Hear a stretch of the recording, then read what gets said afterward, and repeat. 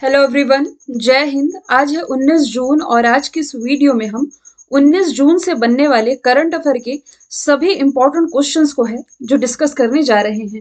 Telegram की link आप लोगों को नीचे डिस्क्रिप्शन बॉक्स में दी हुई है, जहां से आप लोग डेली की पीडीएफ और डेली की क्विज सॉल्व कर सकते हैं।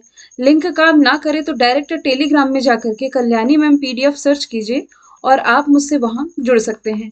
ठीक है, रिविजन कर लेते हैं। पहले 18 जून को हमने क्या क्या पढ़ रखा था कि अभी हाल ही में जो कॉम्पिटिटिवनेस इंडेक्स रिलीज किया गया है, इसमें इंडिया को 37 प्लेस पर रखा गया है।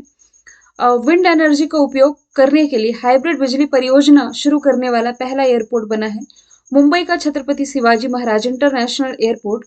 इंटरनेशनल वेट लिफ्टिंग फेडरेशन में वर्ल्ड यूथ चैंपियनशिप का खिताब, मतलब कि इसमें गोल्ड जीतने वाले पहले भारतीय बन गए हैं गुरु नायडू सेनापति। जीएसटी काउंसिल की जो 47वीं बैठक है श्रीनगर में होनी है।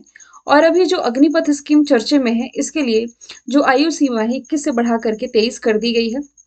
पीसीआई की नई अध्यक्ष रंजना प्रकाश देसाई बनी है। 5G सर्विस इंडिया में अगले साल मार्च 2023 से ये लॉन्च कर दिया जाएगा। पीलीभीत टाइगर प्रोटेक्शन फाउंडेशन स्थापित करने की मंजूरी मिल चुकी है। पीलीभीत टाइगर रिजर्व जो कि उत्तर प्रदेश में स्थित है।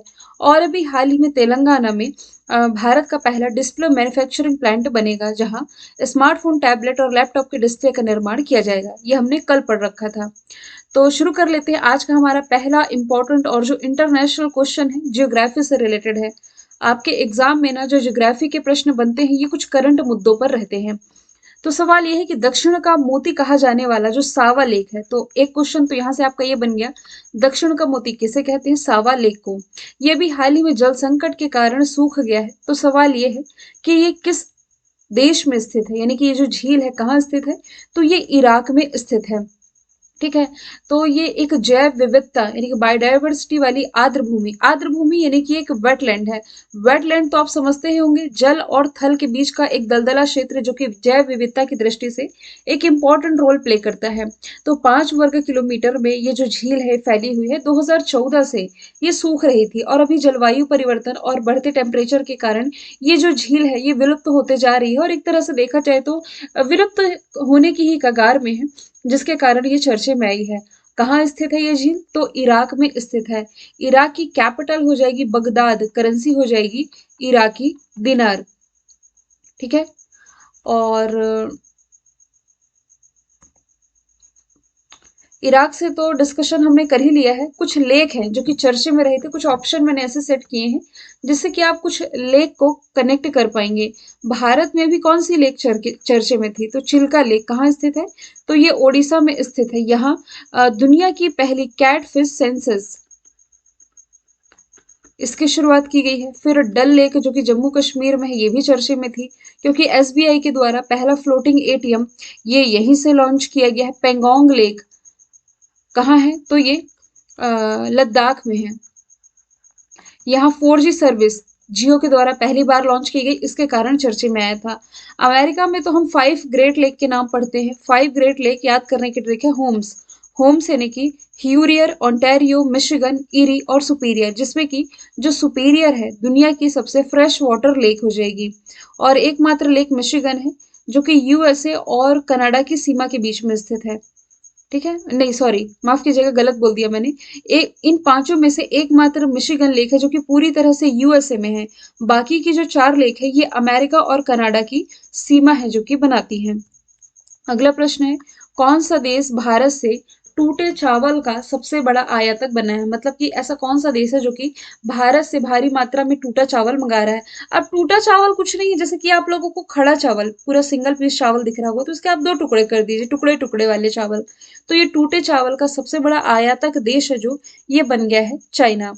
ठीक है, वैसे हम देखें ना तो चाइना जो है ना पूरी दुनिया में सबसे बड़ा उत्पादक देश है। किसका? चावल का। सबसे ज्यादा चावल दुनिया में कहीं होता है तो ये चाइना में होता है। इसके बावजूद यह भारत से टूटे चावल यानी कि ब्रोकन राइस का जो आयात है सबसे ज्यादा कर रहा है। पहले देखा जाए ना तो ये टूटे चावल के लिए अफ्रीकी कंट्रीज पर निर्भर था।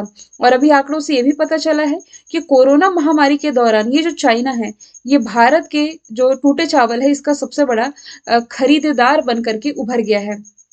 ठीक है। वित्तीय वर्ष 2020-21 में इसने लगभग 212 लाख मीट्रिक टन चावल का निर्यात किया था। मतलब भारत ने इतना चावल निर्यात किया था, जिसमें कि चाइना ने टोटल इसका 7.7%, इसमें से लगभग यदि मोटा माटी हिसाब लगाएं तो 16 से 17 लाख मीट्रिक टन ये चावल, ये किसने खरीद लिया था? चाइना ने ही खरीद लिया था। अब सवाल ये भी बनता है कि इतना बड़ा उत्पादक देश है ये चावल का, फिर भी चावल, ये टूटा चावल भारत से मंगा रहा है, क्या रीजन हो सकता है? देखो यहाँ क्या है कि नूडल्स नूडल्स तो आप जानते ही होंगे, नूडल्स और वाइन के लिए इस टूटे चावल की जरूरत है, जो ये विशेष रूप से पड़ती है। और जो ट्रेड विशेषज्ञ है, इनका ये कहना है कि चाइना में नूडल्स और वाइन बनाने के लिए चावल की काफी मांग है, और यही कारण है कि वह भारत से भारी मात्रा में टूटे चावल का जो ये है आयात कर रहा है। ठीक है, चलिए इतना ही सफिशिएंट है डिस्कस करने के लिए। यहाँ से चाइना को मैप के थ्रू डिस्कस करोगे ना, तो आप जानते ही हैं एरिया वाइज ये एशिया का सबसे बड़ा देश है, और पॉपुलेशन वाइज दुनिया का सबसे बड़ा देश हो जाएगा। इसकी कैपिटल हो जाएगी बीजिंग, जहाँ संघाई कॉरपोरेशन ऑर्गेनाइजेशन का हेडक्वार्टर है।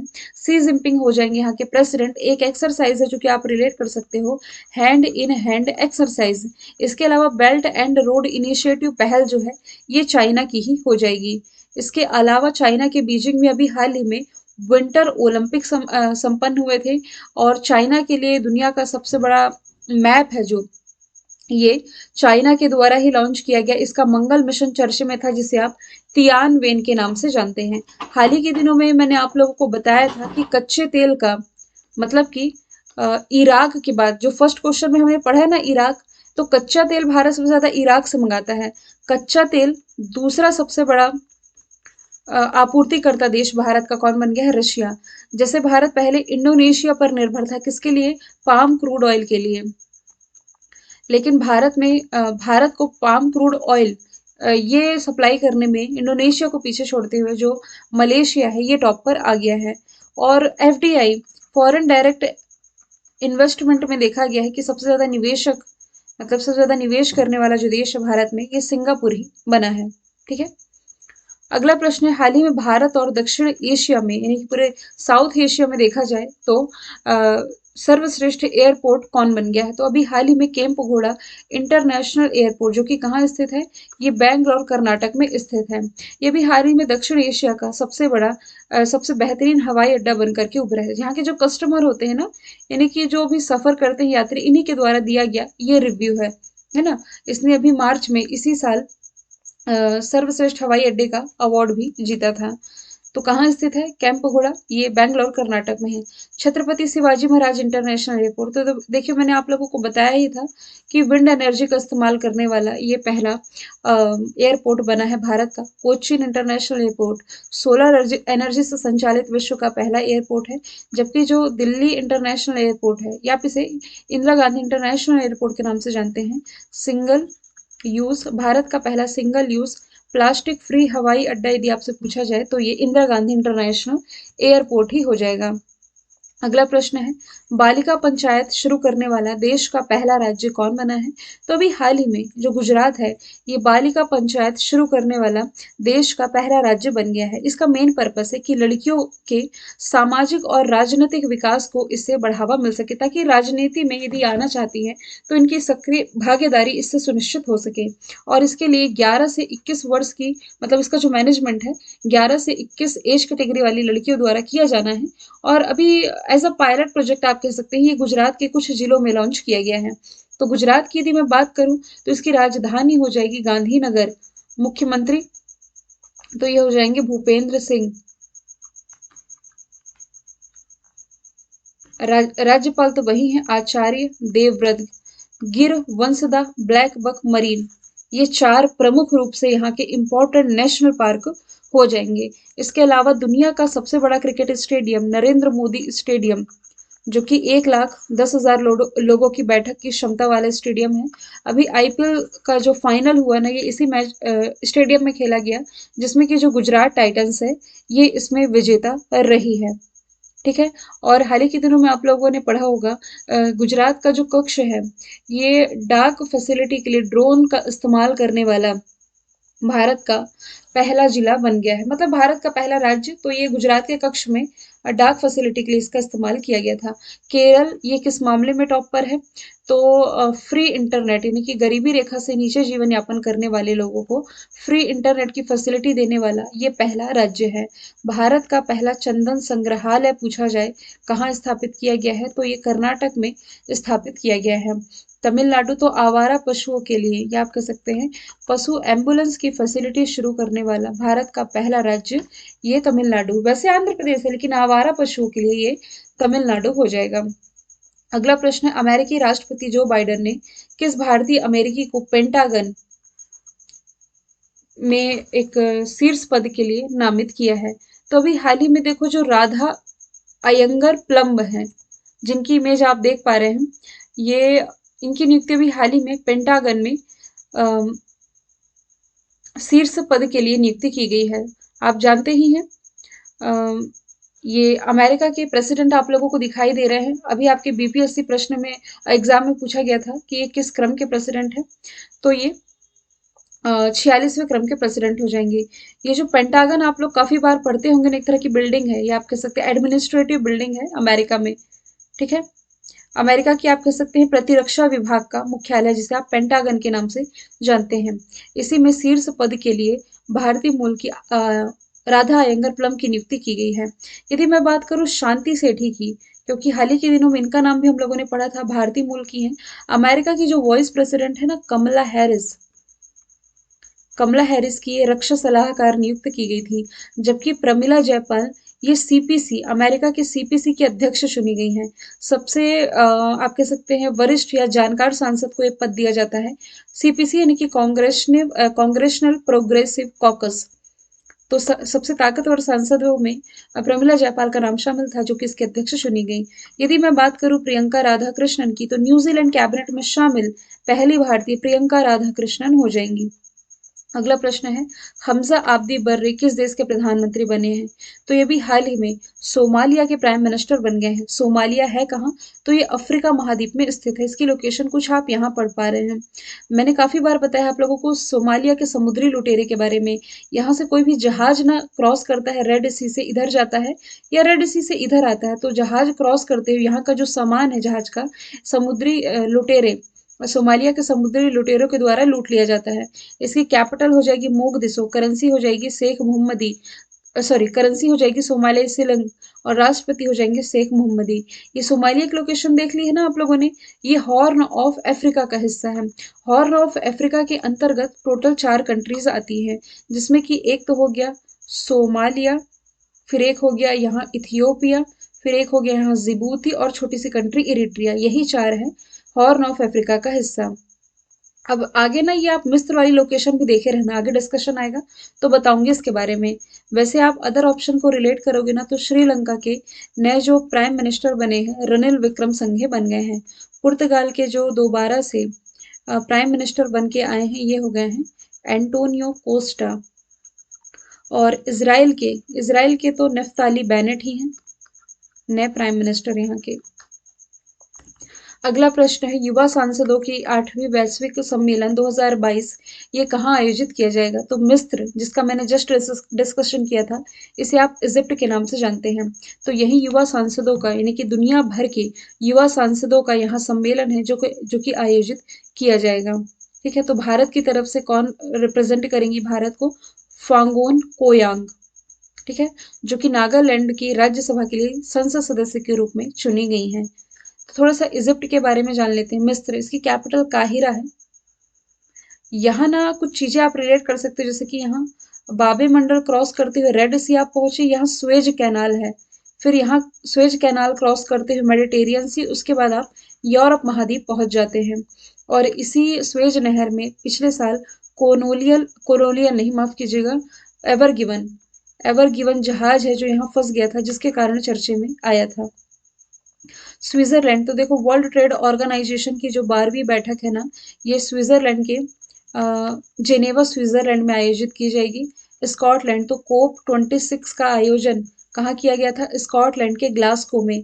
तो यहाँ से मैं आप लोगों को वही बताना चाह रही हूँ, जो COP 27 होगा, कॉन्फ्रेंस ऑफ पार्टीज 27, इसका आयोजन इसी मिस्र यानी कि इजिप्ट में किया जाएगा। इससे जो नेक्स्ट होगा COP 28, इसे UAE होस्ट करेगी। जापान में अभी हाल ही में क्या आयोजित किया गया था?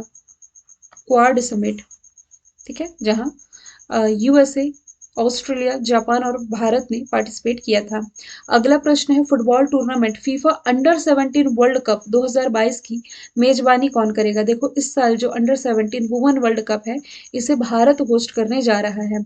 इसमें टोटल 16 टीमें पार्टिसिपेट करेंगी, 32 मैच खेले जाएंगे। इसका 7वां संस्करण है और इभा जो कि एशियाई शेरनी है, इसका ये मस्कट है, याद रख लेना है आप लोगों को। थोड़ा सा हम फीफा के बारे में जान लेते हैं। Federation international the football association, इसकी जो स्थापना हुई थी 1904 में की गई थी। ज्यूरिख स्विट्जरलैंड में हेडक्वार्टर हो जाएगा और गियानी इन्फैनिटो इसके अध्यक्ष हो जाएंगे।